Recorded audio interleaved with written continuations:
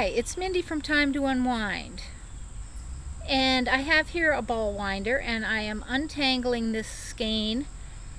And quite frankly, I think this is frustrating. And I usually wind straight off my spindle. But this was bought in a skein, and so I have to wind the skein. I have an umbrella swift. I don't use it because if it comes like this and it's all sticking together, and which this is, I don't know how long this was in a skein or whether it's just my inability to unwind a skein, but it always seems to tangle. I don't have anybody whose hands I can put it on, so it's just me, and it's a slow process. So what I'm going to do is pause this and come back and show you, not this ball probably, because this is going to take me longer than I want to spend, but another ball I'll show you how to finish it. I will show you all the parts of this, and I will show you how to take it off a spindle. That is my preferred method. I take it straight from the spindle, whether it's from the spinning wheel and not using a lazy Kate, or I'll show you how I do it with the spindle. Here are the parts. This is the yarn guide. This over here, where you can't see it, is the handle. There's a clamp down here to clamp it to the table.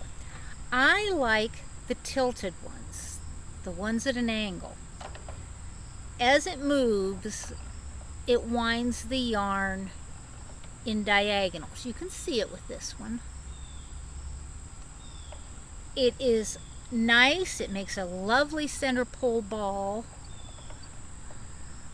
I'm sure the other ones make good balls too, but the ones that are straight up or straight out, I don't know how they do it. On the other hand, I have seen some spouses who could have cared less about spinning, who were darn right fascinated with this. So I'm going to shut off the video for the moment, and I will be right back to show you how to take it off a spindle my way. Okay, we are back. Now what I'd like to show you now is how to wind off straight from your spindle. I'm sure there are many ways. In fact, I know a few ways, but this is my favorite ever since I got a yarn winder, which I've had for quite a few years. This is over 20 years old. Like I say, I've got a new one, but I haven't started it. Now, like I say, you can go straight through. You start from the outside and bring it through, or you can come from the bottom and wind that around. I'm a bad shot, so that's the one I use. And again, you slip this through. You might, if you want, I put my finger here and bring this back up underneath that a little bit so that the actual end is in the center and doesn't get caught up in it. And then I take this. Now, if you want to, you can use what they call a lazy Kate, and you can make your own lazy Kates. A lot of spinning wheels come with a built-in lazy Kate, and so that you can spin the bobbins you can wind the bobbins off the lazy Kate by just stacking them on. A lazy Kate's a thing with it's like a stick, and you stick your bobbin on it, and it allows you to roll it around. But you can make them for spindles, and you can just use a shoebox and maybe cut a slot on one side and a hole on the other. Put the end in this hole. You'd have to pull your yarn together a bit, so drop that down the slot, and then you could this will go around and you can wind on. This though is what I like to do because that's a lot of work. And so I just start cranking, and I point this as close as I can toward the yarn guide. Doesn't have to be exact. Sometimes you do have to change your angle just a little bit. But look at that. It's fun to watch. And we just crank until it goes. Look at this, how fast it's... This is fatter yarn than I normally have on a spindle. Yesterday I was winding essentially thread, and it's a pity. It was so gorgeous, but I'm not doing much lace spinning these days. Now, if you wind it together at the top, it's usually at the top where you get some compaction if it's sitting there together, and it's usually at the top where you're going to have to do a little bit of this, or the bottom. So making big crosses rather than winding it around and around in one place is always better. What did I do here? I've got something caught on itself, I think. There it is. I'll take care of that later.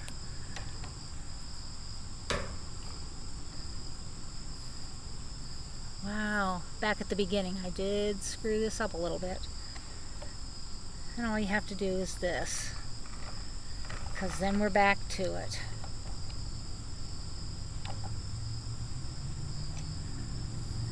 And this is usually the part that goes the most easily, and this is the part I'm having trouble with, just because I'm trying to show it to you.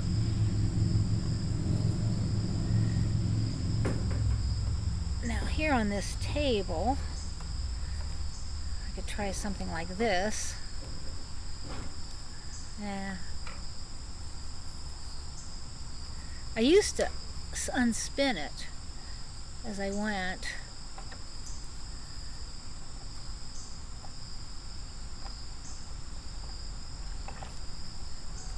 Just like that. And there it would go. So you can do it either way. I can see where I was goofing up back here because I've got a loose spot. And that's not a big deal. I'll just wrap it around tightly. Tuck this end in. Come up here to the top and find my center pull that I double ended in there and slide the whole thing off. There you have it, a lovely multicolored ball of yarn. You can't barely see the pink right now for the white. Oh, the pink's on this side. But it is neat, it's tidy, it will pull out from the center very nicely, and I don't even waste my time making skeins. I go straight from the spindle to the ball. I have a good idea how much weight I spun, and I have a good idea what my size was, so I'm not usually worried about figuring out my length. But if you are, you can get a nitty-knotty and measure it out. Myself, I don't feel the need for my purposes. If you're going to sell it to somebody else, or if you are very OCD about things, and there's OCD in my family, so I understand, then you can measure it out all the time. So I hope you enjoyed this. If you did, please hit the like button, hit the subscribe button, hit the bell so that you know when we have another thing out, and it's time to unwind. Relax and enjoy. We'll look forward to seeing you again. Bye.